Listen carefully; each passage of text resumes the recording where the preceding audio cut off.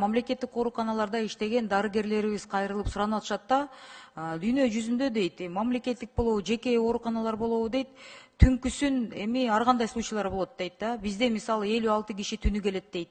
Болгону бир терапевт анан бир хирург дежурить этишет дейт да.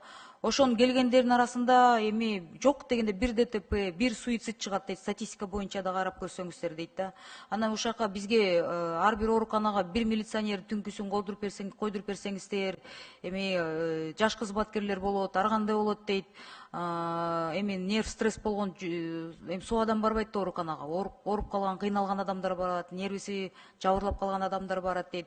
Дарылар туура эмес жазып койсоң же кээ бир дарылар болбой калса дейт, ортодо биз тепки алынып ызы чогуп кетебиз дейт. Ушуга аябай суранат элекпиз. Түнкүсүн бизге бир дежурный коюп бергилечи деп суранып атышат да, Алмаз Акунжанович. Мен ойлойм, ар кандай варианттарды караштырып көрсө өкмөт ушуга да бир жол табылат болуш керек депчи.